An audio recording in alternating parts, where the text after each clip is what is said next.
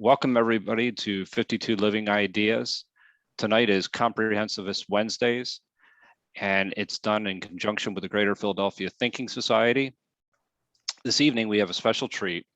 Sanjay has been leading a series of discussions on neuroscience, and he's kind of going to recap those discussions for us, and then he'll actually entertain a lot of Q&A questions from the audience.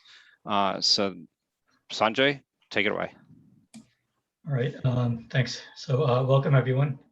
So we've been doing this series in neuroscience. We started late last year, and the goal was basically to go into a lot of this group has been interested in many different topics, and a lot of the discussions that we had centered around how we as people behave, how we function. You know, we had a series with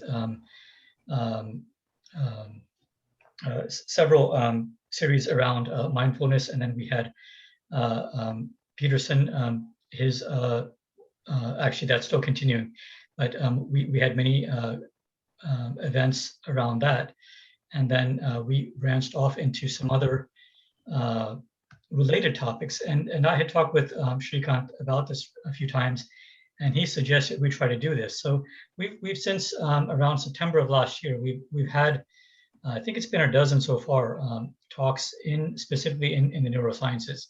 So and each of the talks so far have been on specific topics. This is the first time that we're actually doing a general Q&A with attendees. So what I'll do is I'll go through some of the initial talks that we had. And I have to apologize because I had some problems with my internet and my computer. So my computer is in the process of, I see things popping up on my computer, so my eyes may divert for a second or two. But we first started with a talk that we went into habits, and we talked about the power of habits. And we talked about how, well, I described how habits are, I mean, when we talk about habits, we think of behavioral habits. But in that talk, I also described habits from a neuroscience perspective, that we actually are born with many, you know, we don't typically call those habits, but we're born with many built-in functions, built-in behaviors, and even biologically driven activities, and the way our mind works, the way our bodies work. And they are very much the same as habits. So in that discussion, we went into that. And then we expanded into some of the things that can help us to overcome negative habits. We talked about habits not necessarily being negative, but also there are positive habits also. So we delved into some of those aspects. Then the next talk was, usually we have had these about a month apart, and the next talk was around mindfulness specifically. And I talked about the various types of mindfulness, mindfulness meditation, and several of the traits around it, and what constitutes mindfulness. And then we went into, I'm trying to remember if we delved into some of the various theories around mindfulness, and I don't think we had a example session in that. And then the next two talks were back to back. They were within the same week. I think they were in December. And one, we went into some core concepts in the neurosciences. So we started delving into the brain, and we started delving into specific areas of the brain. We talked about the two hemispheres, the corpus callosum that connects the hemispheres, the primary four lobes, although there are more, many regions of the brain, but it's divided really into four basic lobes, in each hemisphere. So these 8 regions. We started going into some of the attributes that they have, some of the rest of the body that they connect to. And then we started delving a little bit into our behavior around how these various parts of the brain interact with each other, amongst each other, and with other parts of our body to create behaviors in us. And then the next talk, also in December, was our first foray into consciousness. And this is an interesting topic for me. It's actually a very complicated emerging area in the neurosciences, and there's a lot of research, but it's actually an area that there's still a lot of controversy, a lot of discussion around, and not a lot that's understood. But I wanted to present to the group some of the ideas around it. We talked about what consciousness is, that there are basically many levels of consciousness. It's not just, when we talk about consciousness, we usually think about it as human consciousness, but we went into the fact that consciousness actually occurs in animals also, in the mid to higher, animal forms, definitely in mammals, and especially in primates. Then we talked more about consciousness within humans. And even within humans, there are many different types and many different parts of the brain that are specific to different aspects of consciousness. So we delved into that, and I started to present a little bit of an idea around how we might be able to understand consciousness from having a layperson's understanding. And that's one of the things that we're trying to do in this series, is we're trying to delve further and further, because that's one of the goals that I had, is to try to better understand and better explain consciousness to the group. That is really a very core interest of mine. And then in January of this year, we had a talk, and it was actually a talk that we split into, the video was split into 2 different segments, but it was on the same day. And I described the brain, the human brain, from a perspective of how it grows from infancy into adulthood, but focus on the child's brain and the teenage brain, and various structural morphological changes in the brain. What happens, for example, the number of neurons that the child is born with is actually fairly large at the beginning, and actually subsides, it degrades. The brain actually goes through a process of pruning in the first decade of life. So around the age of 7, 8 is when we have the maximum number of neurons in our brain. And then there's another part of our brain, which are the axons that people may remember. If you remember, our brain consists of basically neurons. Neurons are the main processing element of our brain. We do have astrocytes and other types of cells within the brain that don't do any processing, but they support the neuronal cells, and they support many other activities. There's actually a separate immune system within the brain that some of these cells provide. So the neurons themselves are the main functioning cells as far as thought and emotions and cognition. And so we went into, with children and teenagers, what happens in the brain. And the issue with myelination and the growth of axons. Axons are the signal carrying, you might say, the wires between all the different neurons. And the fact that actually grows and expands until the 20s, into the late 20s in pretty much everyone. And then after that, we really consider our brain to be an adult brain. And that was in January. And then in, I think there was a talk in February, I don't have that here, but in March we went into, actually no, in March we continued the previous talk on core concepts in neuroscience. I had a part 2 on that. We delved further into that. We delved into more specific areas of the brain and how the brain's various, and I delved into the subcortical brain. We delved more into the brain basically having a cortical region, which consists of, when we think of the brain, we think of our brain as being a thinking brain. We're really talking about the cortex. We went into that. And then there are areas in the brain lower than that, deeper inside the brain, which are, from an evolutionary point of view, they evolved earlier. They evolved first. I mean, the brainstem was the first to evolve, and then these internal areas evolved, and then the cortex is the newest area in our human brain that evolved. And then I tried to lay out some descriptions of the differences between these areas, that there can be conflict between them, they can be competition between them. They're always operating simultaneously, pretty much. But for example, when we sense the world around us, the emotional parts of our brain has one sense of what's happening, what's occurring, memories that we have, and our cortical regions may have a completely different sense. And these two senses may actually be in conflict at times. Usually they're synchronized, but sometimes they can be conflict that can cause states of confusion. They can cause many different states. So we went into these areas in that talk. And then we had another talk in March, which I wanted to make it a little more interesting, not focusing simply on neuroscience, but try to get into a little bit of the application. And we talked about art and how art influences us as people, but also how our brain really shapes how human forms of art have developed. So for example, the fact that we have specific colors that we're sensitive to is an aspect of our vision, which is an aspect of our retinal formation, as well as our brain's processing. The fact that we're so sensitive to light and certain shapes, the way optical illusions and optical characteristics in our visual system affect us. All of these aspects have affected how we perceive art, how we create art, how we interpret art.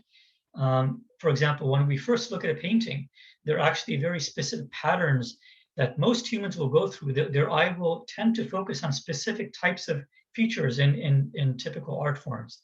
And then they'll go to other features. So there's actually specific patterns that are, you might say, they arise out of the structure in our brain and how we evolve and grow, how we've evolved and grown, and also how we develop from childhood onward. So all of these aspects of our neurodevelopment shape art in our societies. So that was an interesting talk. And then we went into, I had a discussion around, and the title was, "What does a thought look like within the brain?" And I tried to give some ideas around. So first, thought, one thing I do want to reiterate is that thoughts and emotions, from the perspective of neuroscience, from the perspective of what happens inside of our brain, they're virtually indistinguishable, other than the area of the brain that they occur in. So emotions typically tend to occur within the subcortical regions, for example, the amygdala you may have heard of. So there are specific regions that emotions begin in, but they can pervade out into most of the brain. And similar for thoughts. Thoughts typically begin in the cortical region, but they can go into the emotional centers. But other than that, there's no real way to distinguish if events that are happening in a specific person's brain are a thought or if they're an emotion. So I tried to lay out some understanding to give it understanding. And that we started to go into an area of neuroscience that gets into networks. So a brain really is a vast network of the old brain has about 86 billion neuronal cells. And so network science is a subset. It's actually a separate field in itself, but within neuroscience, it's seen as a subset. And I went a little bit into that in that talk. And then the next talk we had was in May. And that, again, we went into consciousness. We talked about a little more deeper into consciousness. And we started discussing a little more advanced topics in consciousness. We talked about how this talk was focused more on human consciousness. We talked about the more advanced features within people, and how we, there were some ideas around alternate theories around consciousness, that it maybe arise out of, for example, quantum states, or it may be completely outside of our brain. Even it may be a part of the universe. And there were, some ideas around, are we all, do we have a universal consciousness, or are there independent individual consciousness? So we went into some broad areas around that, specific to human consciousness. And the last talk we had in last month was around perception specifically. And I went into exactly what do we, the various types of senses that we have, sensory perception, and then we, our brain, the sensory modalities of perception is one layer that we process, and then our brain tries to interpret the core raw signals, you might say, that our senses pick up. And then that interpretation gets coalesced with other prior memories, perhaps, or other senses. We have all of our senses. And one thing I wanted to reiterate is that we have more than 5 senses. We typically think of ourselves as having 5 primary senses. We have close to, depending on how you look at it, close to 30, almost 34 senses. For example, our skin alone has around between 6 to 8 senses. Temperature, pressure, vibration. These are all senses that our skin carries. It's not just touch. We talked about all those. So when our brain has a sensory input from the external world, or even for the internal world, from our visceral world, it tries to come up with an understanding. So it tries to integrate all of the information it's getting from the various signals from the various senses, and then it tries to form a concept of what it is that's happening, where we are, in the physical world or the surrounding world, what the state is of us. So we went into some aspects of that, of understanding ourselves in the physical world. So that basically gives a synopsis of a lot of the types of discussions we've had so far. So hopefully this brings back memories to everyone, those who've attended in the past, as well as those who've watched the videos. All these videos are recorded, so you should be able to find them on the 52 Living Ideas YouTube channel. And so tonight we're planning on basically going into any and all of these areas, or even other areas that we haven't covered. I'm really interested in trying to find out what people are interested in for us to delve into. So that's an area that I also would like to explore. But let me pass it on to Joe and see about what if we have some questions pending, we can start to work on those. So thank you for that synopsis. And yes, please type exclamation point in the chat in order to ask Sanjay a question. Thank you, again, for that. That gives us a great overview as to where we want to go, or where we are, where we've been, and where we want to go. So the first question I have is from Ed.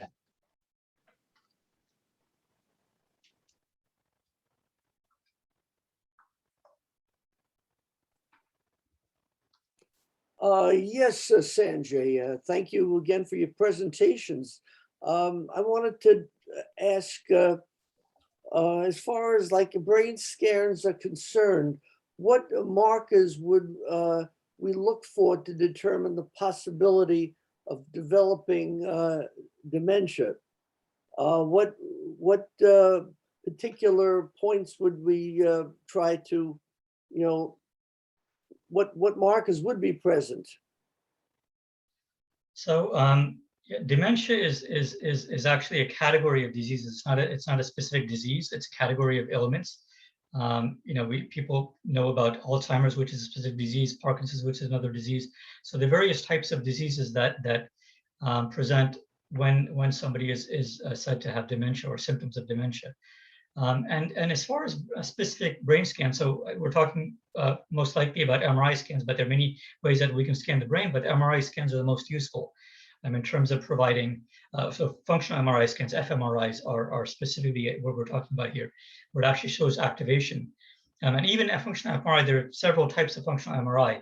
The most common we talk about is BOLD, which is actually showing the oxygenation of specific regions, small regions, voxels, you can think of it as pixels on a scanning image. So with MRIs, first of all, we don't understand the full complement of reasons why people have dementia. And there is research that's going on, but that's not, there's research in many areas that I'm not involved in, so I won't be able to talk specifically about the latest of what's happening in many areas. If I read papers on a specific area, I'll bring that up. But specific to dementia or any of these related illnesses, because we don't understand them well enough, at least from the point of view of fMRI imaging, there isn't a whole lot that we have happening that are specifically using imaging to understand them. More what's happening, the theory right now around many of the dementia diseases is that they are characterized by what are known as protein plaques. They're amyloid plaques. They're different types of protein molecules which effectively misfold. Most proteins, all proteins fold naturally into a specific shape. And proteins tend to have, many proteins tend to have two different versions, which are called chimera. And they're almost reverse images of each other. But normally they exist in one of those image forms.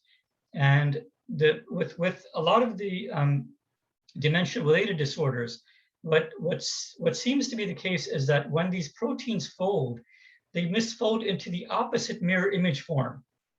And that mirror image form actually starts to cause damage within the brain, because it doesn't attach properly. It actually attaches, but it starts to cause damage, and it actually kills off neuronal cells, very specific neuronal cells. And depending on the disorder, this is the area where, to my knowledge, we don't have a full understanding of it, is how these, so there are certain specific types of plaques, but we don't understand exactly the various regions of the brain that they attack. And there's a tremendous amount of research that's delving into this. We do understand this is specific to a lot of these neurodegenerative diseases, But I'm not aware that the MRIs are being used in depth for that. They're used generally to look at function, but not in terms of, because we can't detect these amyloid plaques. They're too small for MRI machines right now. So we're not able to look at the resolution that we need to be able to target those areas. So the research that's done right now is much more using biochemical tools, that we're using animal models and other techniques. So thank you very much for that answer, Sanjay. I have Ash and then Charlie next. And this is going to be, I should actually announce this already.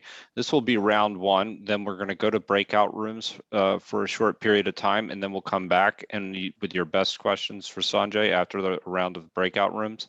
But right now we have Ash, Charlie, and Alex are next.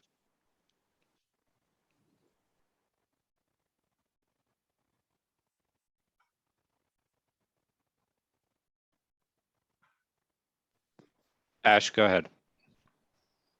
I see you're unmuted, so.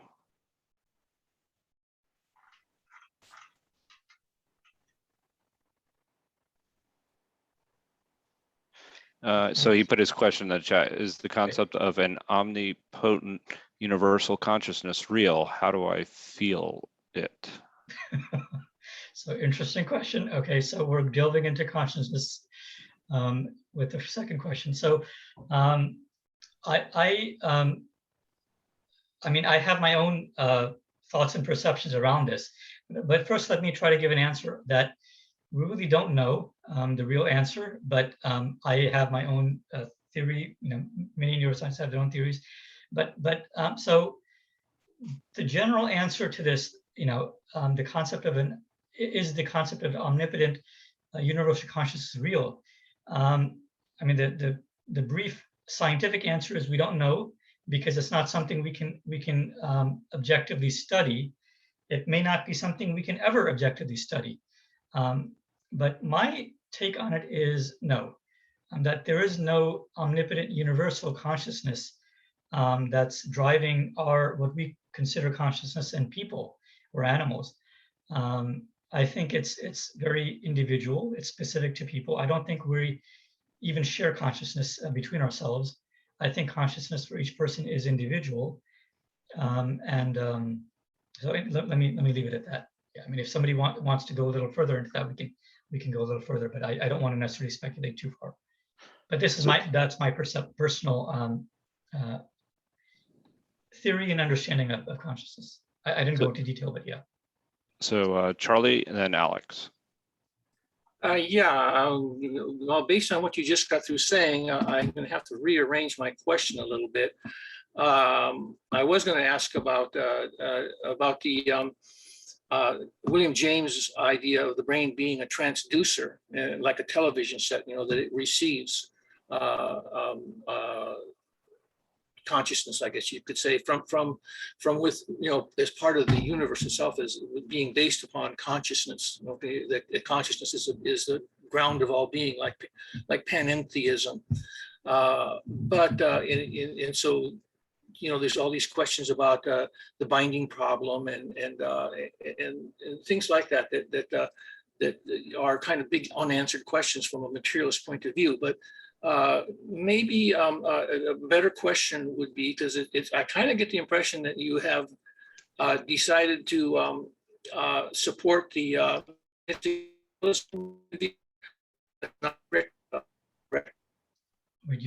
Charlie, you're breaking up. I couldn't hear what the last Anyway, the question I want to ask, okay, is have you heard of Donald Hoffman, who has this idea that you know, he's a cognitive psychologist who specializes in perception, and he says that our perception evolved with the purpose of survival, not to see reality, but to survive. And so that he says that we really don't know what reality is. So it's kind of a philosophical question. It seems to me like it's premature for anybody to really make a decision as to ontology, as to what actually exists, and then base your epistemology on that.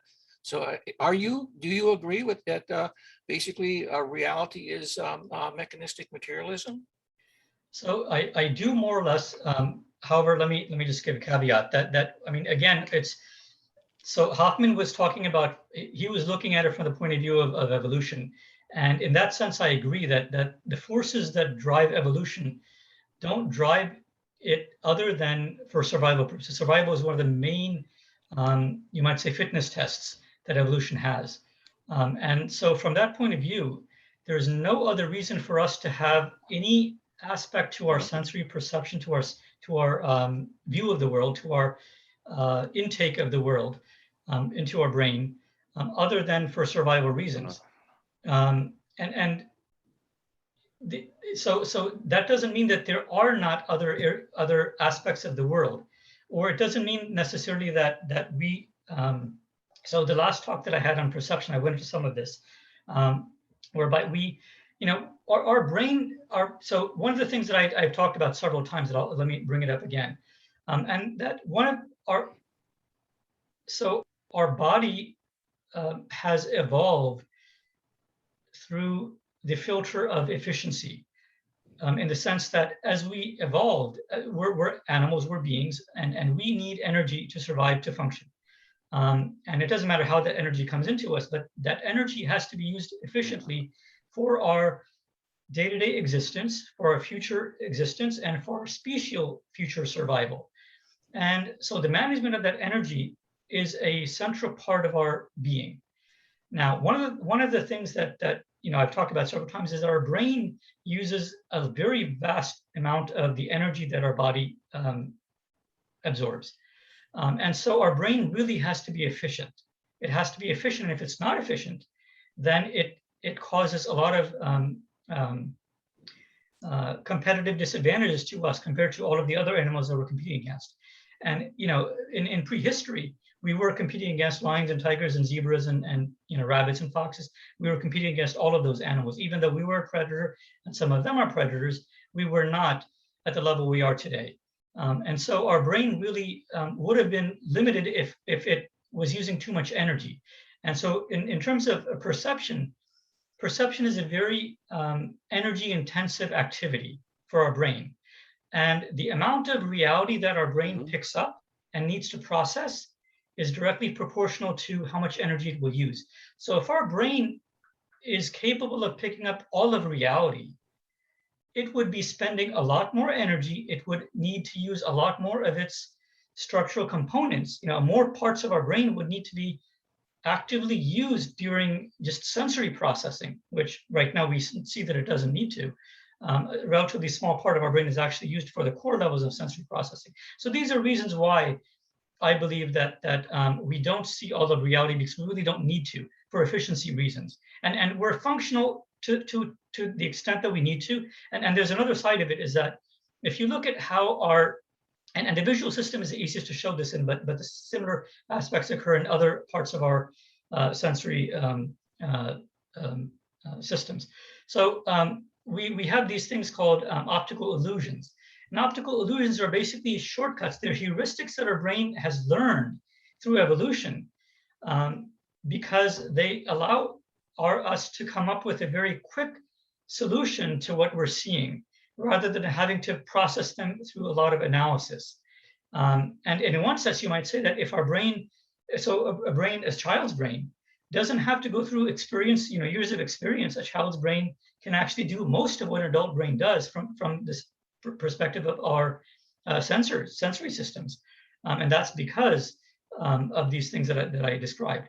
So, what may happen in 5,000 years or another 10,000 years of evolution is we can't say. But right now, our brains really don't need to take in most of reality. And for that matter, we really don't, because if you think about it, reality consists of, physical, just take physical matter, right? Our eye, our visual system has a certain resolution.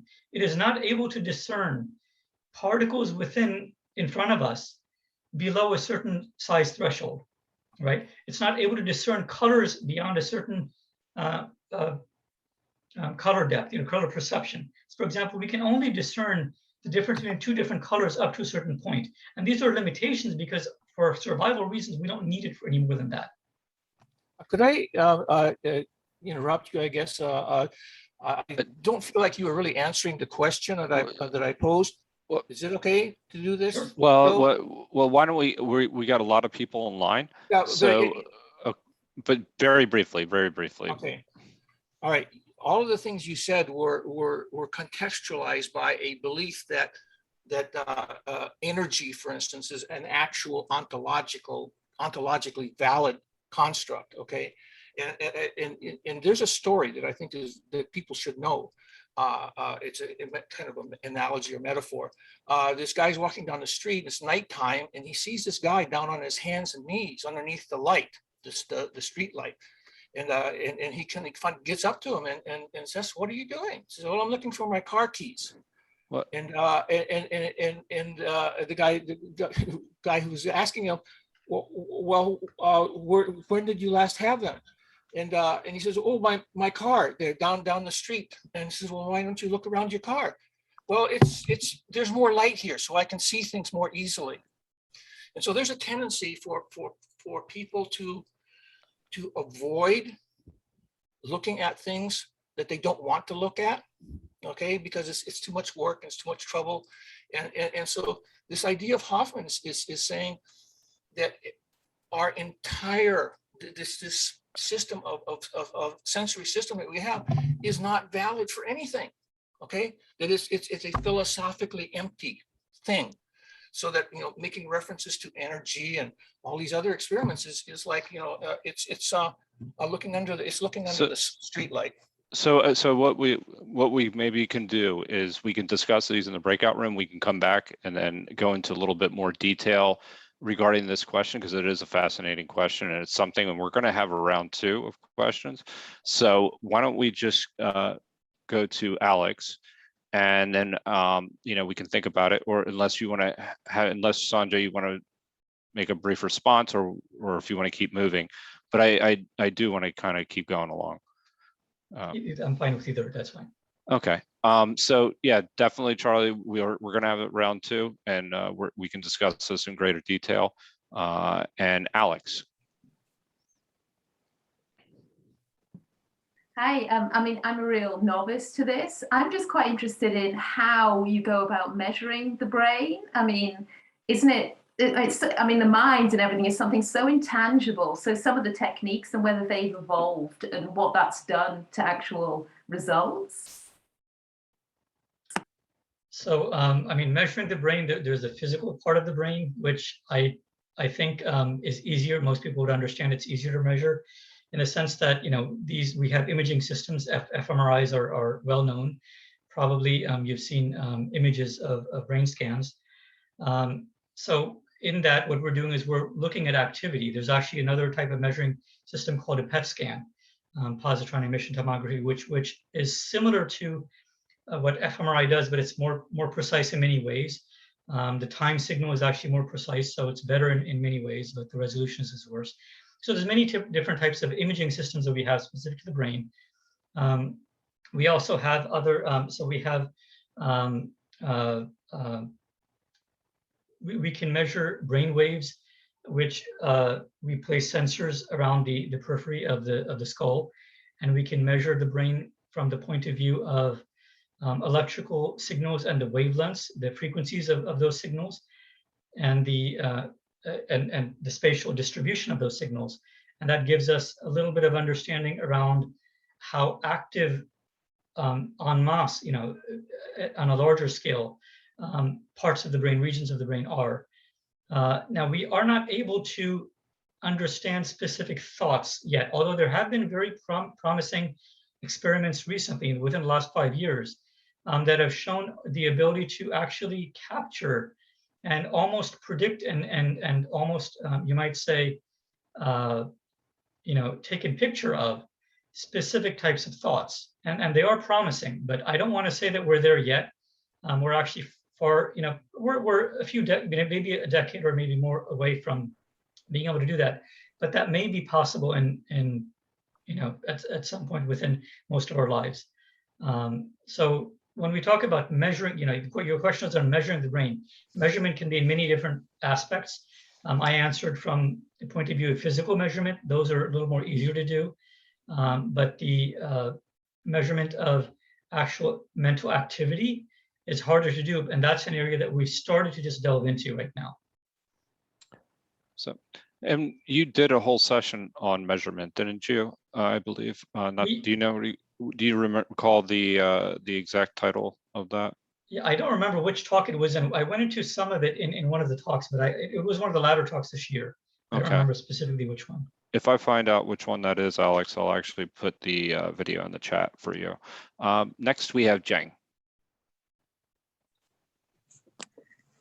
Yeah, so I'm just curious because I noticed there are so many kids with, I'm not sure. I think you're muted. You muted yourself accidentally. Yeah, so I didn't attend all the lectures, even though I really like it, but my schedule didn't work. But I'm not sure you mentioned before, but I just noticed there's so many kids nowadays diagnosed with ADHD or autism.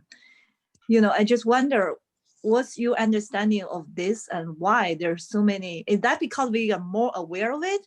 I don't actually think so, because it seems more kids are not functional at school. It's good. So I just wonder, I suspect it may relate to food, you know, additive, chemicals, genetic modified food, all this stuff, but I'm not sure pollutions. So I just wonder, would you understanding how that relates to the brain development and why there are so many more now? So, I mean, you know, I didn't want to go into specific diseases tonight, but I mean, just in briefly, I mean, there is the aspect of detectability, whether a specific disease is detected properly or not, and diagnosed properly or not. There is the issue of prevalence, whether there's actual rise in prevalence, or it's just that we are putting more focus on, you know, for example, the school systems are taught to look for specific signs in children and to recommend to parents to have their child tested. So that would be, you know, the surveillance of aspect of diseases. Whether there are changes in our environment that are actually causing children to get more sick, to have the disease occur more often or not, or if there's a change in genetics, or, you know, it's very hard to know. I don't know. That's not something I've looked at. That's a specific disease that is actually more right now. I mean, there's a lot of research in the areas of psychology around it, and there are some research about neuroscience, but the neuroscience is more tied into the psychological research that I'm aware of. They're actually looking at possible links between existing disorders and whether autism is an extension of one or more of the existing disorders, or if it's a unique disorder by itself. I mean, we for years talked about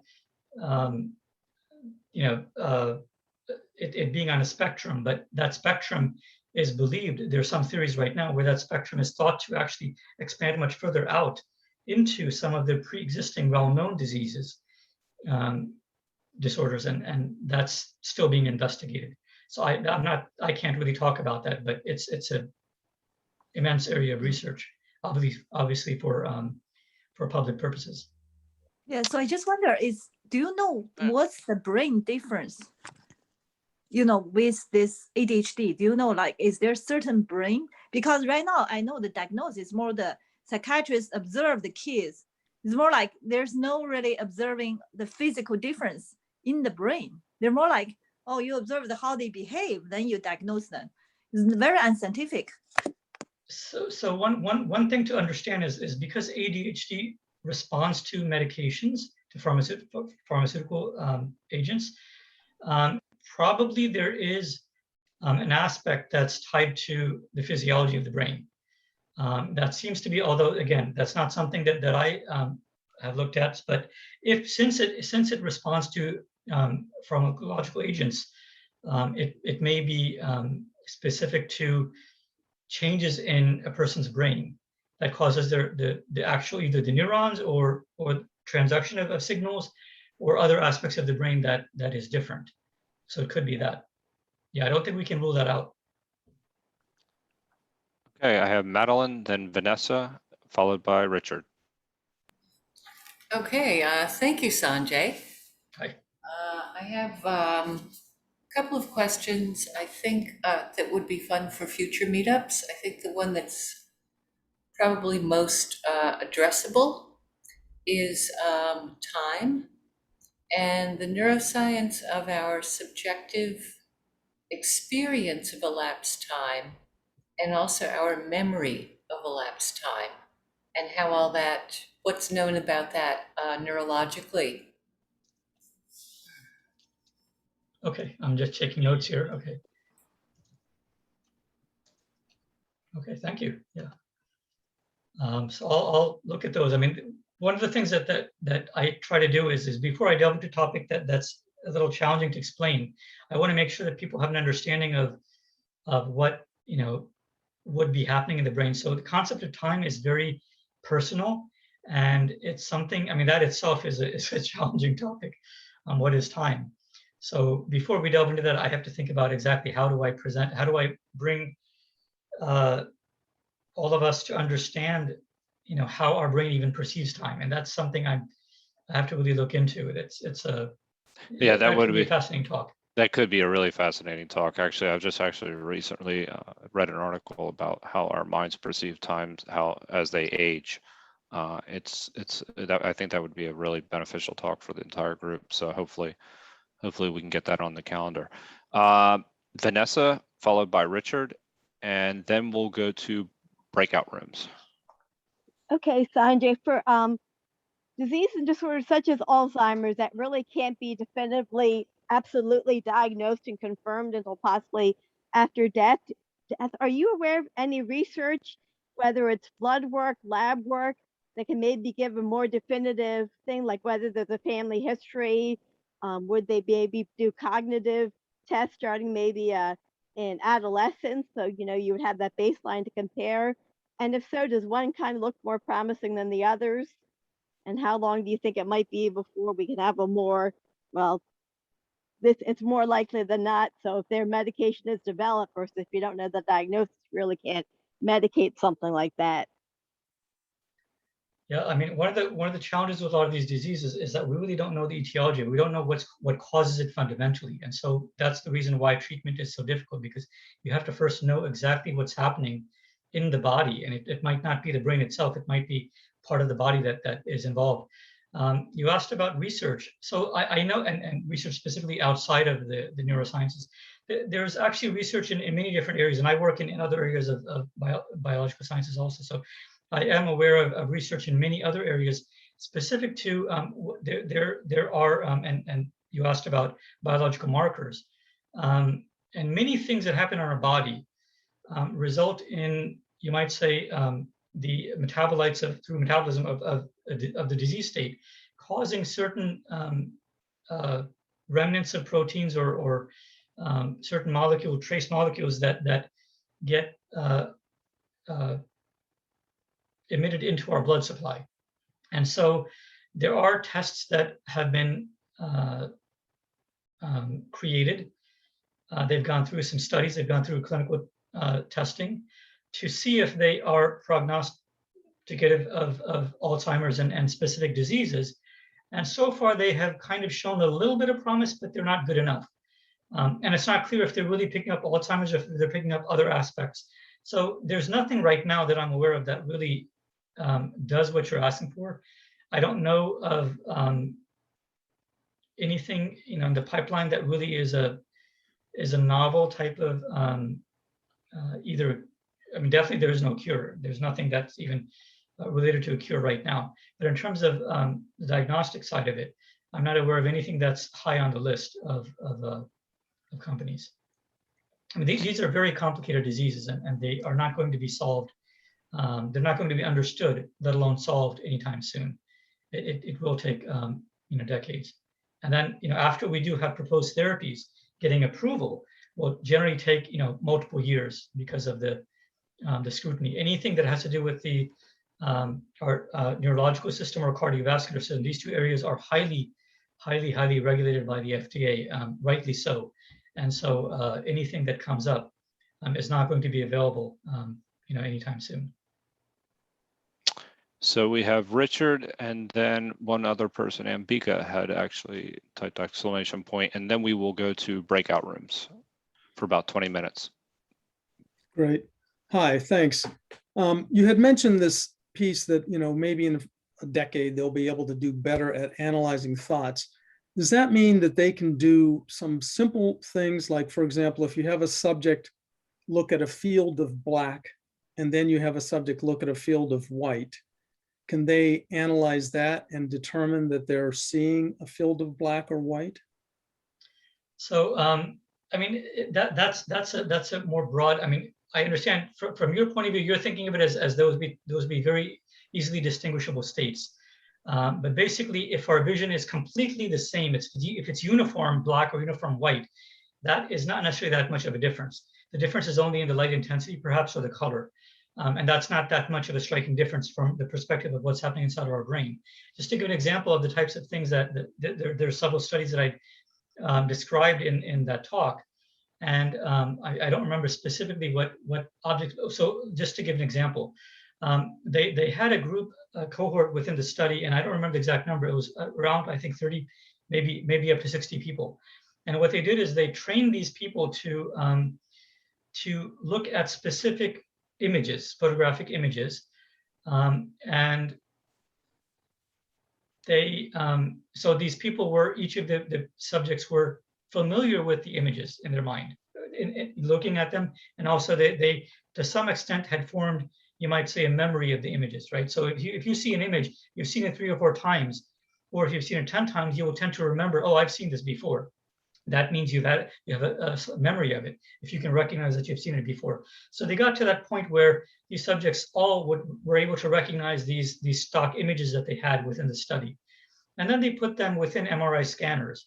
And then they started to show them a specific image. So all 30 or all 60 of the subjects, they showed the same image. It might have been, let's say, a hammer, right? A specific shape of a hammer, specific color, size. The image was the same across everybody. So everybody was given this image of a hammer, and they did a scan of their brain, and they recorded basically what their brain, was doing while they saw this hammer. And then in the subject, they showed a different image, and they recorded, and they showed a different image. So they cycle through all of these images, and they cycle through each of the subjects, each of the people, and then they had all of these, scans of their brain. And the scans are, you have to understand, the scans are over time. It's not just a snapshot in time. The scan is actually over a time period. It might be 30-second time period. It might be longer depending on what they're doing. So there's a lot of data that gets collected. There's a lot of processing they have to do. And they filter through all of that. And the next thing they did in this study, and this study was repeated after that, so it's not just a one-off. It's been shown that their findings are replicable. So what they did is, and then they had a scientific team develop a model using artificial intelligence, which basically looked through all of these brain scan data. So the brain scan data basically are three-dimensional images. They're literally three-dimensional images of all of the different regions of their brain. And the AI models basically came up with an understanding. You might I'm using the term understanding, but it really wasn't that. It came up with a simplified version of specific regions of the brain that corresponded to specific categories of images or associations with images. So for example, if they had an image of a house, and they had an image of a car, and they had an image of a person, now those 3 images actually have many things in common. So for example, your house, a car, and a person have to do with individual people, right? They have to do with our society. So there's an embedded notion of society and people and life that's embedded in these 3 images. But the image of a hammer would not have any of those concepts embedded. So they had to understand that when they showed a house, that they're not only capturing the concept of a house in that brain scan, the brain scan is also simultaneously capturing the concept of lifestyle and living and comfort and all kinds of other ideas around what the image of a house evokes. And that's the reason why they use this AI model. And so they were able to basically come up with a differentiator where they're able to understand, the model was able to understand and across all of these people and across all of these images, come up with specific areas within that group's brain subset that corresponded to specific types of characteristics. So, and then what they did, this is the important part, what they did in the study is then they did the opposite. Okay, what they did is they had they again put the same people within the MRI scanner, and they randomly flashed an image in front of them.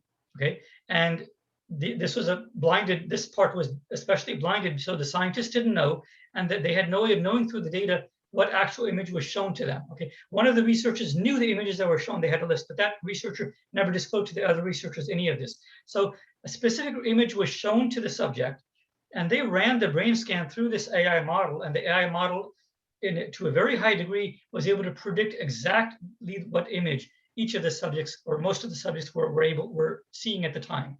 And so that corroborated that this AI model really was able to understand the idea of what that person was seeing. So it was a very well done study, but you know, and then there's another study that used audio, not visual audio, and you know, not the same type, but it did other aspects of it. So there have been several studies that have gone into trying to understand exactly how we, you know, how we encode various elements of the external world when we experience them. Great, thanks. Okay, so we actually have Ambika, and there was one other person that wanted, and Goran wanted to ask a quick question, and then we're going to breakout rooms. I promise everyone. Hi, so this is all really fascinating to me. You know, so many of us are sort of caught in the head with that images over the head determining what you think, and you know, why does that happen? How does that happen? And I know it affects me and others who have this experience, but I also have another question, and that has to do with what makes one person so super sensitive to different noises and sounds that it becomes somewhat irritating at times, and it affects different parts of the body. This sensitivity to very awful noises, you know, the leaf blowers and all kinds of things in the environment, and also to certain smells. That sensitivity is often not easy to be with, but we have to deal with it. So I'd like some reflection from you on these aspects. Thank you. Certainly, yeah. This is very important, because this is really what day to day, even if we don't realize it, some people do realize it, but many of us don't realize that a lot of what we experience through our senses affects us sometimes in profound ways. And usually they affect us subconsciously. We're not even aware of the effect that it has on us. But people who have strong impact from strong experiences from sensory stimuli, they're definitely aware of it. So one of the things so there's many ways to look at this, many ways to explain it, and I won't be able to go into a lot of it. And again, I'm not an expert in sensory stimuli, but so when we are, as children, we grow up in environments which have specific environmental stimuli. So if you grow up in a city, okay, just to give a simple example, if somebody grows up in a city versus somebody growing up in a rural environment, the level of ambient noise probably will be different for those two children. And so their auditory system actually will grow and develop with slight different preferences and slight different expectations. And so a person who's lived for many years of their childhood in a rural environment, if they, let's say at the age of 15, have to relocate to a very noisy city environment, for first few months, definitely, they will have a lot of difficulty with the ambient, higher levels of ambient noise. But their brain and their auditory system will, over time, acclimate to that, and it will readjust itself to the different level of noise. That's one element to understand. Another element is that we can have events happen in our lives, and this actually happened to me, where I was in a very serious auto accident, and to this day, sometimes I can smell the odor of burning rubber of a vehicle. Tires are made of rubber, so I can smell burning rubber from that, and it's a very strong. And sometimes when I'm just going about life, something that kind of matches that smell. It doesn't have to be burning rubber, but it can be a very subtle thing that evokes that in me, in my nostrils, in my olfactory system, and all of a sudden my memory will revert back to that instance in time, and that's automatic, and that's so some of our senses are very, very attuned to doing that. That as soon as we have stimuli, it's very much tied to our memories. So for example, our olfactory system is one of those. It is very strongly tied to memories. Our hearing system also can be. Taste is another one. And parts of our vision, not all of our vision, but parts of our visual system can be. So that's another case where if we've had certain experiences, especially if they've been traumatic experiences, or experiences that have had very significant effect on our lives, it doesn't have to be negative, it can even be positive experiences. Those types of impact that came in through our stimuli can leave impressions in our mind, memories in our mind, that can, cause us to react in certain ways. And if they happen to be very problematic experiences, then they can leave us in distressed states. They can leave us in states where we have to try to, calm ourselves to process. But yeah, these are real things that can happen. I don't know if you asked about. I think you just asked about to talk about how to explain this. So hopefully I've done that. If you had other questions, we can talk about it later. Okay. So Goran, and then we'll go to breakout rooms. Yes, Sanjay, I'm glad you're here so I can ask this question. It's been puzzling me for a long time.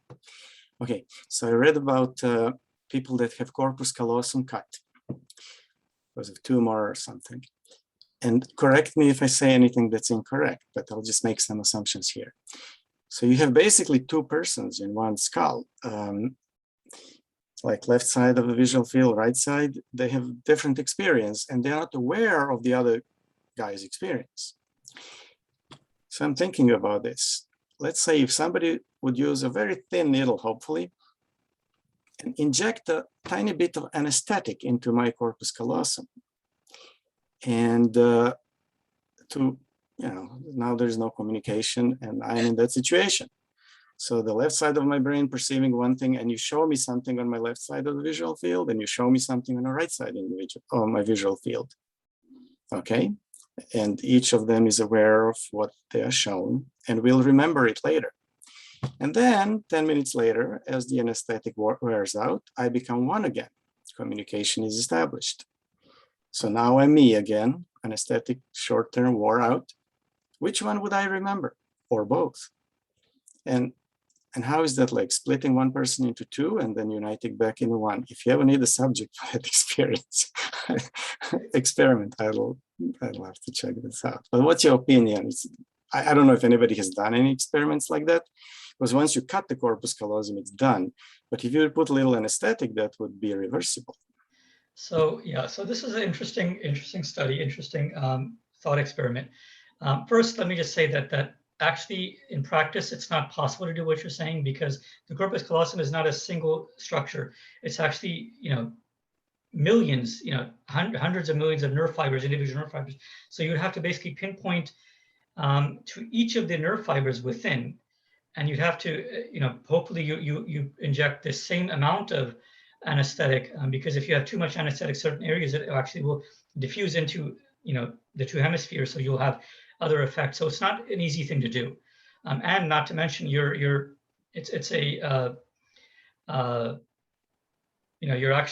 can actually cause damage. So it's not something that I don't imagine a study like this would be done, but it's a thought experiment. So in this situation, first let me just say that you described it as two different people. I don't agree with that necessarily because everybody, we even when we have our brain working all together, synchronized as a whole, our brain actually has many different areas, and oftentimes the different parts of our brain don't communicate that effectively. Especially, for example, when we are in extreme situations of stress or panic, or let's say we run into a situation that doesn't give us a lot of time to process. In those situations especially, one part of our brain would have one sense of what's happening, another part of our brain may have a completely different sense of what's happening, and they wouldn't necessarily, there's not enough time for them to communicate. And so each of these parts of the brain would, and this actually happens in areas of danger. For example, if a police officer is in a situation where they have to react instantly, we're talking within a second. This exactly happens where they have to make an emotional gut decision. It's not a gut, but they have to make a decision based on simply their emotional centers of the brain, and their thinking centers of the brain don't have time to think. So so that's why it's I don't think it's fair to say that they're two different people if you theoretically split the corpus callosum. It's just that the two parts, that person has lost a lot of the communication that normally happens in us. But again, continuing your idea, if temporarily you disable that communication, then yes, the two hemispheres would have different understanding of, and again, I'm assuming that in your experiment, you're going to do specific activities which give different stimuli, different signals to each of the two halves, right? So that those two stimuli are divergent. They don't give that person the same idea of reality. They give them different ideas of reality. Okay, so to me, what would happen is when this hypothetical anesthetic wears off, one of the first states they would have is confusion. Okay? Because the two parts of the brain would try to form a unified concept of what happened. Again, this is in the past. So what their memory has recorded, they would try to, and again, it depends on how long ago. If it's hours ago, they probably wouldn't do anything because it's in long-term memory. It's no longer in their active memory. So, but assuming you're doing it at the moment. So first, they would probably be confused. Next, they would probably try to form rational understanding of why they have this confusion. Why is it that they have these two different concepts? And believe it or not, our mind is very good at coming up with irrational ideas when it can't come up with rational ideas. A rational idea is just as good to our mind than a rational idea. This is something a lot of people don't realize, but to our mind, it doesn't matter if it's rational or irrational. And so it might be that the resulting notion that the mind crystallizes on, that it eventually settles on, may be an irrational idea. That it could be anything. I'm not going to be speculative. It could be anything. So, and again, I mean, this is a hypothetical situation. It's hard to go too much further down this because it really depends on what it is we're talking about, what the two different signals that you put into the person's brain, what they are, how different they are, what their prior experiences were relative to those. There's too many variables here at play to go any further than this. But initially, it would be confusion, I believe. And then they would try to resolve that confusion. That would be one of the initial goals that they would have, that they would probably be conscious of. Okay, folks, we're going to go to breakout rooms and discuss some of the things that Sanjay has spoken about here.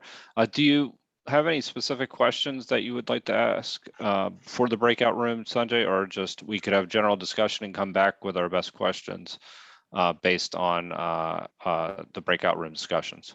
I don't have a question right now. No, I didn't plan that for this. Okay, that's fine.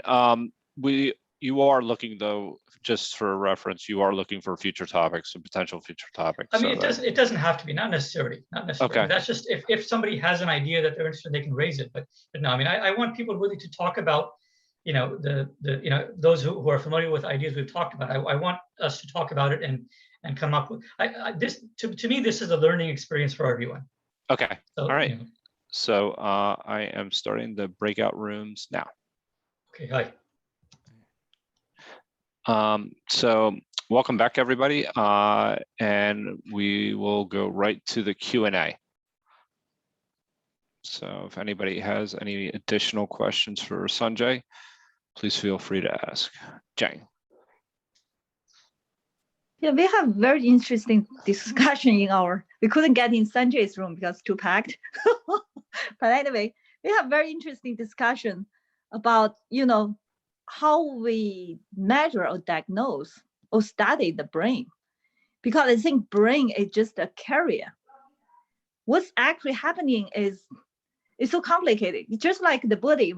I think the Western way of study medicine is totally wrong. So that's why we all treat, it's only treat the symptom. It doesn't treat the core cause, the root cause, because the body is all interconnected. So I wonder, the way we study brain is that, do we go into the same trap? Do we study the brain maybe starting in the wrong point? Anyway, so what I'm wondering, because I think humans are so complicated. Like, I believe when you have a strong belief, you can change your whole physiology. Some people have strong belief, they can change their reality, they can change their physical form. It's hard to explain. So I don't know how that brain can Well, studied every yeah, review. yeah. I remember. So you did a full. I think in part of your introductory meetup that you did something based on beliefs and behaviors. Is that correct, Sanjay? I'm trying to remember. I think I'm sure I covered it. I don't remember which specific talk that was. Yeah, it was. It would have been the first one, I think. How we can improve any area of our behavior. Habits, right? I Yeah. think under habits, yeah. That's what I was thinking, but I wasn't sure. Do you have any comments or no? I mean, yeah, it's very difficult to talk. I mean, right? That's yeah, okay. I'm not I mean, if you don't have any, yeah, then we can actually just go. Charlie's next. Thank you, Jang, for your takeaway. Well, actually, I'm kind of doing a follow-on with from Jing's, what she was saying about, there's a physicist, Murray Gell-Mann, who won a Nobel Prize for his work on quarks and so on, who realized that the approach of thinking in terms of equations, okay, to try to model the brain, okay, and just as an aside, machine learning does not produce a model, okay. I think you were misquoting there.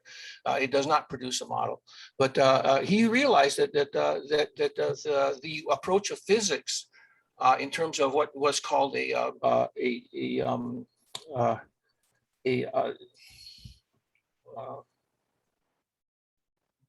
stationary process where the probabilities of things are dependent upon local phenomenon, and that they are causal, okay. And basically what he was saying, what Murray Gell-Mann was saying, that the brain should be looked at as a complex adaptive system, and that there are no statistics to be able to do inferential modeling, okay, with complex adaptive systems, with, for instance, agent-based models, and so in the brain is I think best understood by looking at it as a complex adaptive system, where each part of the brain is interacting with and being interacted by other parts of the brain, and so that trying to develop a causal model for something like that based on equations doesn't work, and so it's and so that's one thing, and the other one is Ian Mcgilchrist. Have you heard of him? I mean, his work is like phenomenal, and it's all based on neuroscience. And if you haven't, I recommend you get to know him. I put a URL for Channel Mcgilchrist, and I mentioned his book, The Master and His Emissary. His thoughts on this whole question of why neuroscience is important, okay, is really groundbreaking. It's worth checking out if you haven't done so already. Sanjay, any response, or maybe maybe a meetup on Mcgilchrist maybe in the future? Yeah, I mean, actually, something that Charlie was talking about. I mean, I think he may have misunderstood what I was talking about AI models. I do agree with the deterministic model that he described with the brain. The brain can be studied, and it can be understood as a system that is phenomenological, and I mean, Gell-Mann, the physicist that you talked about, he would also be a materialist. So that's the perspective that I'm taking on this, is that from that perspective, the brain can be looked at as a system that goes through specific states. It goes through, and it follows a specific model, a deterministic model. So just to comment on that, yeah. Well, Murray Gell-Mann would emphatically disagree with you, but anyway.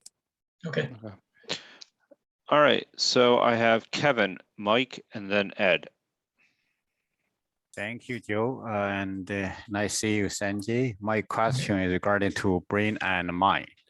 Historically, let's see, when we notice we have a brain, also have mind, is there anything we approve we can get a better idea, know each other mind, let's see, can share our mind, share idea. I remember once you saying it's hard to put your mind to another. person mind to share that. What's your thought about that? Thank you. Yes, I mean, one of the things that we've talked about a lot in these discussions is the difference in brain and mind. And I just want to say first that in neuroscience, most neuroscientists don't see a difference in brain and mind. There are a subset, but in general, it's not seen as two different things. Inherently, ontologically, you can say they're not seen as two separate aspects of the world. The mind is seen as activity of the brain or emergence of activity within the brain. So we can talk about the mind as a unique thing, and publicly, socially, that's how really people describe it when they talk about the mind. But in terms of the neuroscience, it's not seen as a separate thing. The brain creates the mind. That's the simple way. Now, as far as communication, I mean, this is something that's really, really difficult because when a person has a specific, thought or a feeling, let's take the more difficult version would be a specific physical feeling in their body, right? They're having an ache somewhere in their body. How do you communicate that so that the other person has the exact same feeling, right? So most of us would recognize that that's not possible, or it's possible at a limited level. That if you have an ache, if you have the simple thing is if you say, I have an itch, that actually might be possible to cause someone else to have an itch because there are certain things that we share, they're mirror neurons and things like that. So it might be possible to some extent to have another person feel a similar physical sensation. For example, if you say, oh, I'm having a heartache, that's something another person might be able to simulate within themselves. And you might say that, well, you've transmitted that thought into the other person. You've communicated that thought into the other person. But more complex thoughts, around, what exactly is it that I'm seeing? Exactly the visual image that you have in your mind. How can you portray that into another person's mind? You really can't, other than these tokens of information that we have using words or symbols. And it's very difficult. So communication is something that is consistently a challenge for not just humans, all animals. That's one of the things that, in any social realm that an animal exists in, and humans, we are very social creatures. Communication is one of the most important aspects of it. And another thing is that communication is not only verbal. We communicate many different ways. In some talks I brought up that we communicate biochemically. So we have, chemicals that our body gives off, not just pheromones, but there are many types of chemicals that we give off and the other person can sense at a subconscious level. Some of them we don't sense cognitively or consciously at all. We're not aware of it, but it's through studies we found our mind does pick up on it, our brain does pick up on it. So communication is complicated, and even when we are able to communicate certain things, how much the other person is aware of was that was actually transferred to the other person. That's another element that adds complexity to this. So if we communicate an idea, that idea may raise at subconscious levels of the other person related ideas that we had. So that person has it, but that person may not be aware of it. So was it communicated? In one sense, it was, but the person is not aware of it. So it's a challenging topic. Thank you, Sanjay. Thank you. So next I have Mike, and then followed by Ed. Mike, you have 2 minutes. You too. You say the nicest things. Okay, to continue a little discussion that we started to have with about brain interfaces, and this brings in Charlie's comment too, that everything that happens in the brain is a learned hallucination. So the FDA has got a request to hook up 3,000 leads from a researcher to the brain. They had to give, and they gave approval to it. And there's two-way communications, and the device had no actual places where it went. It just went at kind of at random, not quite at random. And somehow the person learned how to interpret two-way communication through those fine hair-like leads.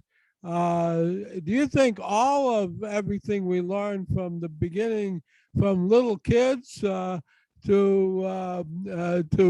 stroke patients, is essentially learning how to work with the interfaces we got, both born with and inserted? Short answer, yes. Can you I mean, give us so- a little bit longer answer? So Because that's what I was I going to go thought I into. sort of guessed it was yes. Right, that's what I was going to go into. So what you're saying is what you're asking, what you're describing is, we have this vast network of neurons in our brain. And how is it that they wire together? How is it that they connect together? How is it that we have behavior that emerges from this empty network in the beginning? Sort of empty in the beginning. I mean, there's structure, there's different interconnections already biologically through our DNA that are formed, but effectively it's an empty network, more or less an empty network from the point of view of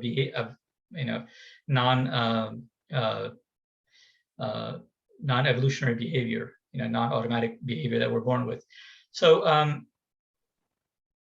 and the example you gave of having transducers embedded within the brain from externally, that through which we can communicate, and the communication is very rudimentary. It's very, very simple signals that are extracted, mainly extracted out. It's not sent in. So when you have this network of neurons, and I talked about a little bit of this in the talk about infants and teenagers in the child's brain. And so when a child is just after birth, it really can't even focus its eyes. It can't control its limbs. It can't do anything. It's literally dependent for living on its parents, on caregivers. And it has autonomic functions. Its heart will beat automatically. Its digestive system, its temperature will regulate. There are many things that its body, through its genetics and through our evolutionary development, the fact that it's a human baby, will be able to do. But there are many inside the brain. There are many things that are happening randomly. So, for example, when we see a baby's limbs moving, they're effectively moving randomly because they're electrical impulses, surges, you might say, that the brain is randomly driving and moving, through different areas.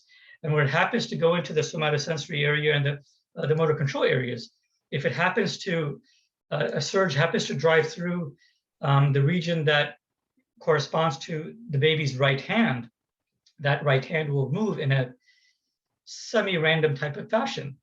And simultaneously, it might have another set of random sensations that go through, it would be any number of regions. But over time, what happens is that the baby, its visual system is active. It's able to, early on, its visual system is not very clear because its lens have not fully formed. The visual system is not fully able to interpret. But as this is happening over the first initial months, about 1 to 2 months, it will start to notice patterns between these random movements of its hands, of let's say one hand, one arm, and what its visual system processes. And once it forms this connection between movement of its somatic system and its proprioceptory receptors, which basically they go into our cerebellum, and so our brain has a region which it can kind of, if you close your eyes, you can kind of tell where you can, dancers and people who are in the moving arts and the performing arts actually have a very developed sense of this, but all of us can sense where our limbs are in space, where our head is in space, even when our eyes are closed. And that's because of that. So the baby's somatosensory system will pick up on that. It'll have a sense of its arms are actually in this area of space, but its visual system will also look at its arms in a specific location. It'll start to connect the dots amongst these different types of stimuli that are occurring within its brain. And these connections are some of the earliest types of connections that the brain is forming. And as it's doing that, it eventually will come up, somewhat randomly, but eventually it will come up with a notion that if I send this surge through this area of the brain, it will cause this limb to move. And then all of a sudden what it can do is it can direct its left limb to move when it wants to versus its right limb, okay? or its leg, one of its legs versus one of its arms. And it starts to have a very rudimentary sense of control. And in the beginning, the movement of the eye is one of the first things that it is able to control, because for biological reasons, that's one of the more important areas of us. But over time, the baby starts to form associations. Its brain starts to make associations between these regions of neuronal clusters and this activity in the external world. And that's what develops this cascade of it understanding that it exists in a world and it actually interact with the world to some extent. And so those same types of things we suspect will happen if you implant electrodes into a person. Those electrodes are completely new. The brain doesn't know about them, but at a certain point, the brain will, and again, I'm assuming that the electrodes will connect to, let's say, a computerized device or some type of device where the signals at electrode are portrayed to the person in some fashion, perhaps a display. They might be audio, they might actually go into their skin, they might be somehow portrayed to the person again. So they're getting a feedback, and that feedback is critical in this, that feedback allows them to hone in on the specific neuronal cells to which this cluster of electrodes have connected, and they can start to form associations that are more meaningful to that person. And that takes time. It will take at least months, maybe years, depending on the complexity and the regions that we're talking about. So next I have Ed, then Vanessa. Yes, Sanjay, I had a very good breakout room. We were talking about Alzheimer's and then about dreams. I still have a great interest in Alzheimer's disease. Having worked for years as a state inspector of nursing homes for quality of care, one thing that has struck me that there's been so little progress in treating dementias in the elderly and then the not so elderly. One of the things we did in New Jersey in the nursing home evaluation process is we interviewed people under 65 that showed signs of dementia.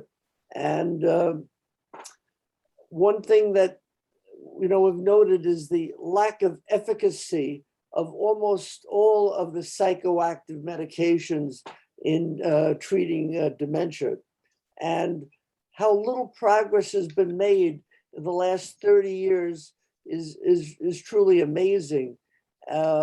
We have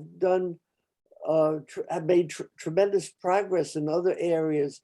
However, when it comes to the mind and and psychopharmacology, so little has really been affected.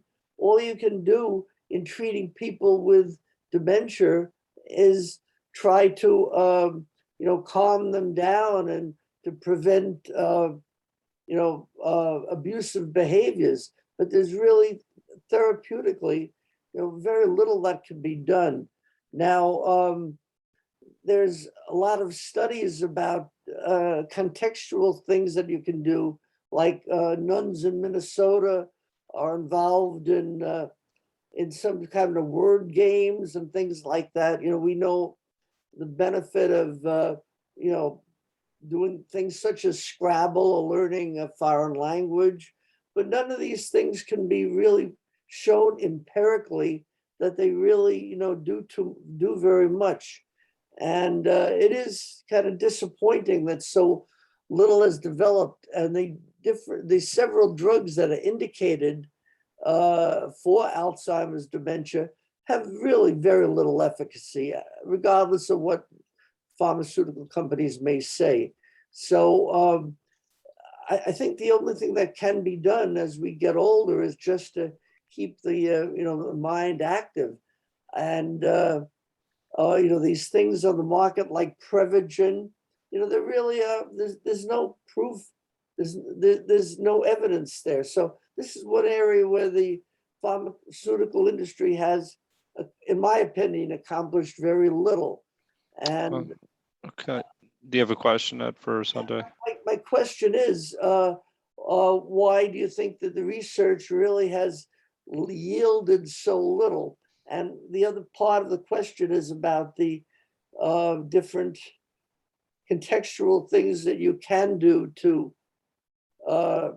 reduce the development of dementia, like just word games, playing bridge, or that type of thing? Thank you, Ed. Yeah, this is an important question because it's a lot of us we may have family members, we may know people, or ourselves we may be able to be going through this. So dementia and most of the neurodegenerative diseases are really not understood that well. What I described earlier is that there's no understanding of fundamentally what's happening in the brain that causes it initially and what causes it to progress, and even in terms of having a model for how it will progress in a typical patient. It's the level of understanding we have is very, very low. And that's the reason why there's no effective treatment. There's no effective therapy. The medications that are available today are typically geared around reducing either depression or emotional distress. And even then, they're not that effective. They can help, but they're really not able to do a whole lot. Again, it comes down to the fact that dementia, all of these conditions are not understood at a principal level. We don't know what is causing them fundamentally. So if you don't know that, you can't treat it. You can't do much to alleviate symptoms. Now, the types of behaviors that people have prescribed for possibly helping to either delay the onset or to maybe support brain function in people who are showing initial signs. For example, exercising certain aspects of the brain, cognitive functions, puzzles, simple games, communication, reading, learning a new language. And these are all things that are proposed to many people. And all that these things are doing they're basically having us form new memories or to exercise and strengthen the memories that we already have. So for example, when we're using, let's say, logical puzzles, okay, we've already learned through our educational system in the past what a logical puzzle is. And we're simply exercising those areas of the brain in more and more, perhaps more difficult or more, puzzles that require more concentration or longer periods of time. So we're just exercising those memories to reinforce those cells. And probably, the goal is that we want to have additional neighboring cells around the regions that we're exercising to also become a part of these memories, so that as some of those initial cells die, and again, all these diseases are characterized by neuronal cell death. That's the one characteristic that's common, is that as neurons die, we lose function. So what we're doing is we're having the people to form new memories, meaning co-opt new neighboring cells into those memory structures, so that when they're doing a logical puzzle, if they have, let's say, 50 million cells that are used, hypothetical number, but just example, 50 million cells are typically used for this activity. Well, a certain percentage of those cells will die within 6 months or a year. So the goal is to have that person recruit maybe another million cells, so they have 51 million. Or if they're really, really energetic and they really spend the time, they might recruit 10 million more cells. So instead of having 50 million, they'll have 60 million cells that are trained and active in performing that activity, that puzzle. And so if they lose 2% or 5% of those cells, they're no longer losing 5% of 50 million, they're losing 5% of 60 million. Therefore, the progression of the disease is somewhat thwarted. That's in effect what we're doing today. It's really not treating the disease in any sense. All we're doing is having the patients train themselves and recruiting additional brain cells to help them stay functional. It's really not a good way to do it, but that's all we have right now. Okay, so we have 5 more people. We have Vanessa, Regine, Ambika, or actually Alex and Ambika, then Greg, or Jane, I'm sorry. Okay, Sanjay, I have to apologize if I don't use technical terms, but I was 4 years ago to learn, I believe there's either 5 or 7 learning disorders. Most people think dyslexia and that's it. And someone held up like a mirror where you could see both reflective and upside down. And are you aware, are there like either therapies? Because I can only imagine what it would be like trying to learn how to write, how much time is devoted to that, where it may take them 2 minutes and someone else, let's say 45 seconds, whether it might be like sensory overload, where the brain isn't just confused, maybe it's perplexed, and for that brief second, let's say a detour is created, making maybe a new connection that will then become dominant to the point where it may actually correct, where instead of seeing upside down and the reflection, maybe they only see the reflection. Is it possible to either retrain the brain or create, kind of somehow fix that versus just learning how to adopt and cope with that? So, I mean, again, we're getting into a lot of things about specific diseases, and that's one of the things that we don't typically talk about in these talks. That's not something that I like to go into because the diseases are so complicated. There's so many. Well, Sanjay, that kind of involves both, motor skills and also the visual skills. So you kind of, is there a way to maybe better make those things more efficient for those that maybe don't have it at the prime, like someone without the disorder? Right. So Vanessa, I mean, I still will try to give it an understanding to answer, but what, in terms of specific treatments and things like that, it's very difficult because the physician who's treating the patient, they have to really be involved. They're the best person to guide them. But in general, with learning disorders, they occur at so many different levels. I mean, the initial processing of stimuli, through senses, is one area where there are the problems can start from there. That's one area that definitely can happen. But those typically. And even that they can occur due to biological lack of function. So, for example, if a person's auditory system has certain lack of function, right? If their auditory system is incapable of hearing certain frequencies, then they will have a learning, and that can exacerbate into more complex learning disabilities simply because they're not able to hear perhaps certain frequencies which would cause difficulty. For example, when we speak, right? Our speech is across a certain range of frequencies. So that will appear as certain characteristics of learning disabilities. Other than just the initial processing of stimuli, of perceptual stimuli, there can actually, of sensory stimuli, there can be actually perceptual defects that can happen. Then you can have defects where the integration of perception. So learning disabilities can happen at many different levels. And as far as trying to remedy them, it's difficult because you have to first understand in a person what exactly is happening, and that for some, so the low level defects in sensory stimuli is possible to diagnose and possible to detect exactly what's happening. But the more complicated internal processes of for example, when you're combining different stimuli and trying to come up with, for example, speech is a complicated task. Okay, it's not just auditory. Speech also involves looking at a person's face, because if you hear someone and you can't see their face, the level of comprehension will be less than if you can see their face. Believe it or not, we actually read. I mean, we don't read to the level of a person who can read other people's lips. But to some extent, seeing another person's lips helps us to comprehend. So there's many types of stimuli that we integrate together when we process. So to the level that happens, is difficult to understand. The level of deficiency that's happening in a specific person is difficult to understand, and that's where the physicians and team of diagnosticians and other people involved in that patient, they would need to know to suggest how to improve things. It's a broad area. Yeah, it's difficult to give specifics, but the lowest level things can be diagnosed, and it's possible theoretically to make improvements if the child is old enough.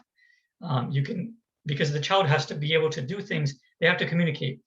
So that's an important part of it. So they have to be probably at least 2 or 3 years old. So we have Regine, and I believe Alex dropped off. So after that, we would have Vambika. Regine. Okay. My general question is about when can we trust our short-term memories, but specifically, well, it's easier to say what happened to me briefly. I was driving. I'd just been to McDonald's. There was a Diet Coke and a hamburger next to me on the street. There was a high impact accident, and almost immediately a policeman questioned me, and I said, yeah, I stopped at McDonald's. I hadn't had a chance to eat any of a hamburger or anything. And I was convinced that was true. And the policeman showed me that half the hamburger was gone. So somehow my short-term memory morphed into something that wasn't true after an event. And I would never have known that if the cop hadn't been right there. I hit a police car, so he was right there. So how might this be happening to us all the time? And if no one's there to point it out, our even short-term memories can be kind of off. Yeah, so this is a really good question because it's fundamental to what we believe about ourselves. You know, we all believe that we have control over ourselves, we have control over our mind, the things that we know, we really, really know, because our short-term memory and long-term memory tells us we know it. But there's so much research around this that shows that it's really not only is it not simple, but it's not, we cannot be confident in our memory. Our memories are actually not as reliable as we believe they are. You know, one example of this is that testimony in courts. It's fairly common because it is easy to show that when people believe they remember an event, even if it happened only minutes ago, they really don't remember a lot of things. They might remember things that didn't happen. They might remember things in different ways. They might actually change the order in which things happened and believe that they happen in a different order. So our short-term and long-term memory, it's not just short-term memory, are not reliable. That's one. That's important to understand. So if you, and this is the reason why, you know, if you believe that something happened, we have to have compassion to ourselves and give ourselves a little bit of a break, because we probably don't remember. I'm not saying in all cases we don't, but in many cases we, or if it's a complex memory, you know, we won't remember all aspects of that complex memory. So that's something that's definite. Another thing related to this is, what is it that we encode in a memory? And this is something we're learning more about, but there have been several studies that have pointed to this, that when we encode a memory, we're actually not encoding all of the facts that occurred, all of the details around that memory. We're encoding simple placeholders in our mind. So for example, if the memory was of an auto crash, okay, and that's what you're describing, right? Your mind will encode an image, it will encode a symbol of the number of vehicles that were involved in the crash, okay? It won't necessarily encode all of the details around those vehicles. For example, even though your visual system may have picked up on the number of people sitting in every other vehicle, and I'm assuming there are cars, but they could be motorcycles, trucks, whatever type of vehicle, you know, your visual system at some point would have picked up on the number of individuals in all of the different vehicles. But your memory will not record the number of people in the, typically it will not record unless there's an important reason that came up at that instant, you know, when this accident happened. You will not record that type of detail of how many people were in each vehicle. You probably will not record details around whether it was a woman or a man, or the color of their hair or the clothes they were wearing. You might not even remember the specific color of the vehicle. You might remember the color of one or two vehicles, but if there were more than two, you might only remember the color of some of those vehicles, or you might not remember the color of any of those vehicles, depending on the circumstance. and you encode, but what you will encode is a placeholder for the color, which might mean it might be a placeholder for another vehicle that you saw within a certain time span during the interval of that accident. So it might be that you saw another car that had a color and you associate that color with one of the vehicles that was involved in the accident. And you won't know you did this, but that's what your mind will do. It might be that the direction that a car was coming, you might confuse it. So, and again, it depends on the training that you have. It depends on how your mind is. It depends on many aspects of you as a person. It depends on your age, many things. But some people are better at it. Some people are worse. But in general, most people are not very, very good at recording details around complex things that happen to them. So the fact that this happened with you, it's understandable. It's possible. And another aspect, you're talking specifically about an accident. This also happens that in accidents, our mind undergoes a lot of short-term stress. And if it's a serious accident where you physically might have your possibility of a concussion, where if it's a violent crash where your body was, the seatbelts, hopefully you had a seatbelt on and airbags deployed or something. If that happened, your body literally would be thrust against it, and your brain would literally be thrust inside of the cranium. It would have some bit of shock. So that could also impact. So these types of things, whether it's a physical shock or an emotional shock, doesn't matter. Any type of either of those two shocks would cause confusion, and it may actually cause you to lose memory, immediate memory. I know that if it's a serious enough accident, the way short-term memories become long-term memories actually gets broken. That chain of sequences which allows short-term memory to become long-term memory is actually subverted during immense shock, immense stress, during certain types of accidents. So what actually happened during the accident is not necessarily what you record into your midterm and long-term memory. So that's the reason. That may be a reason why you remember not eating the hamburger at all, because in your memory you have a memory of an intact hamburger. The memory of intact hamburger was in your long-term memory. The short-term memory held the memory of the hamburger half-eaten, but that memory was never recorded because of the stress that happened during the accident. That's a possibility, I'm saying. I don't know the reason exactly why that happened in your case, but that's a scenario that does happen, and that could explain why you don't remember, why you didn't store your memory of that half-eaten hamburger, or even Is there hamburger. Is there any way we might train ourselves to recognize that? I mean, being careful, but really, there's no guaranteed way. There's no guaranteed way. I just want to be brief because of be mindful of the time. Actually, so I want to be so Ambika. I'm okay. We can, we can carry on and on. It's so fascinating, but I'm okay pulling out. It's quite okay. Thank you. Are you sure? This is a great opportunity to us. Okay. Yeah.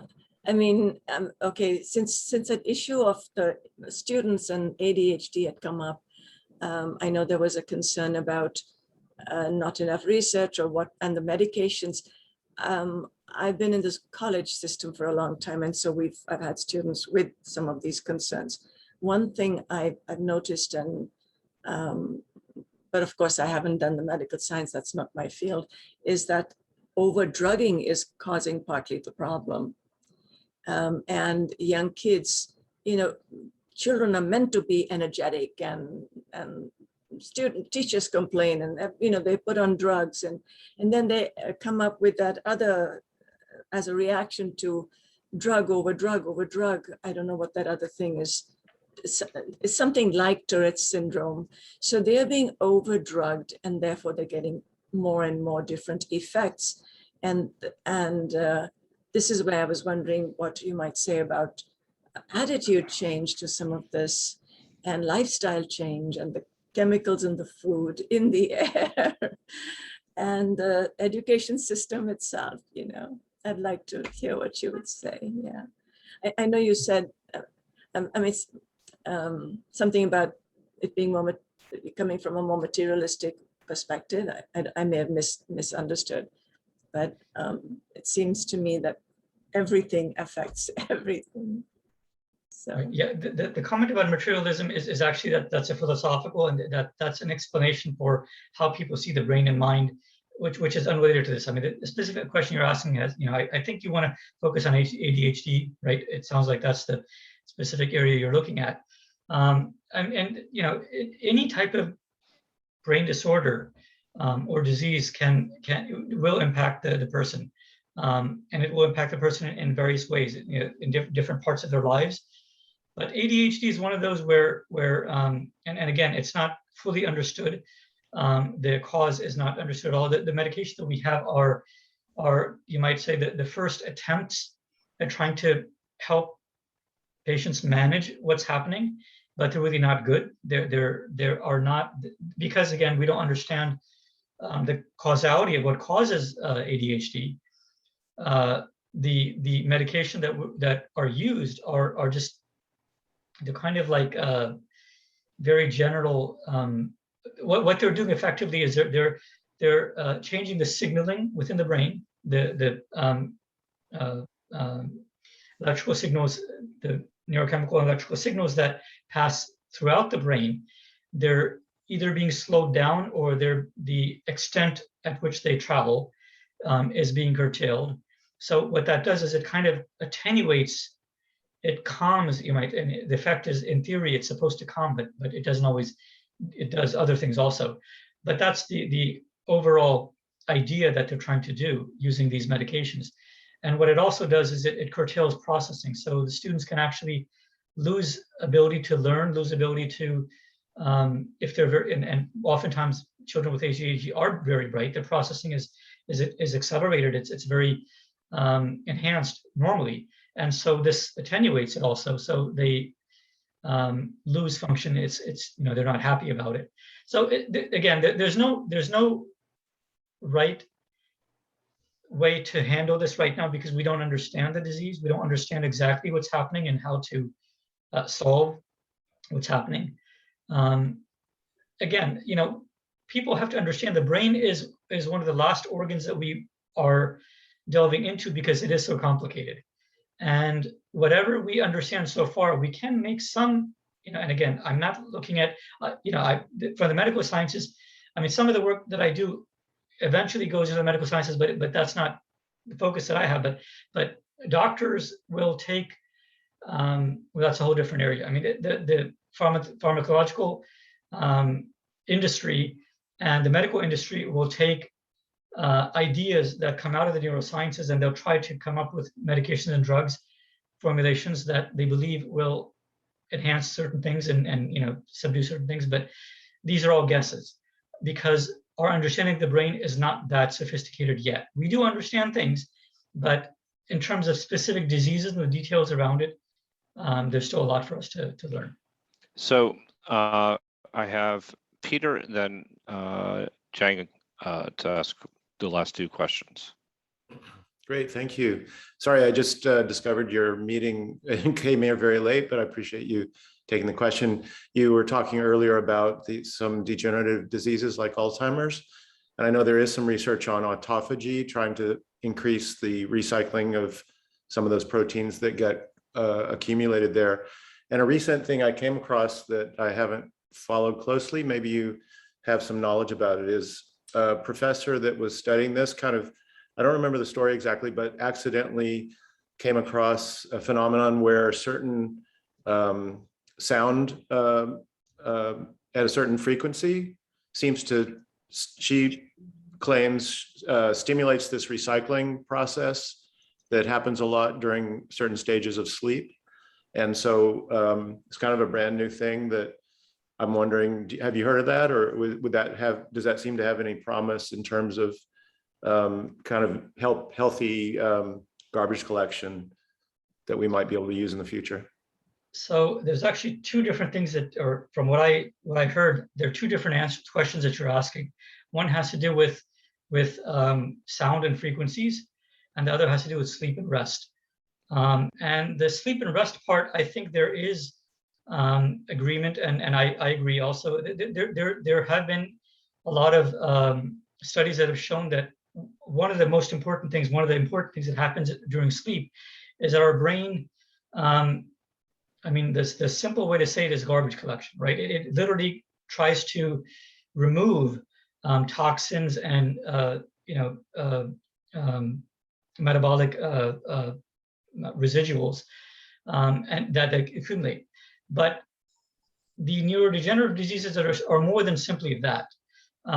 What happens is that the proteins that arise through normal brain activity are normally they're the normal versions of the proteins. And earlier I described that the proteins are basically misfolded, that they're chimeras of each other, they're reverse images of each other, and it's there's no way for us. I mean, this is an area of intense research for exactly what causes a protein to reverse, and what situations, what environments, whether it's external, whether they're toxins, or whether it's implicit within the brain itself, or it's a vast area. But the fact that these proteins build up is one of the elements, and that they're cleaned up, you might say, during sleep, is understood and known, and it's accepted fairly. But whether a misfolded protein will be cleaned up as efficiently as the normal proteins, that we're not sure about.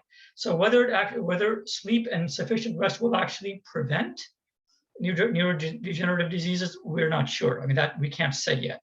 The other part of the question you asked about sound and frequency, I have not heard of that. I don't think that would have promise. I haven't read the specific paper you're talking about, and I'm assuming it was not replicated. But sound, you're talking about oral sound, auditory sound that a person's hearing.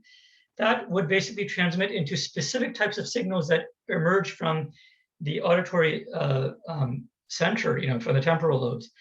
Why that would have an impact on neurodegeneration in vast areas of the brain doesn't make sense. It doesn't match. But again, I don't want to say no, but it doesn't seem to have any connection right now. I mean, we'd have to have more research around that if there's promise. I think it was triggering a certain brainwave that was associated with that garbage collection, but maybe I can find the research and post it as a comment. So thank you. Yeah. Sure. There seems to be a lot of interest in that particular area. So maybe actually that could be a potential meetup that you would be interested in leading, Sanjay. And so our last question of the evening, we'll go to Jang. And Jang. Yeah, so I think the brain is so many different areas. It's so fascinating. So I think it's very hard to use one night to cover it. My question actually is a more general one. I wonder, like we talk about the talent. Is there really the talent in the brain, or is more the exposure or influence from the family?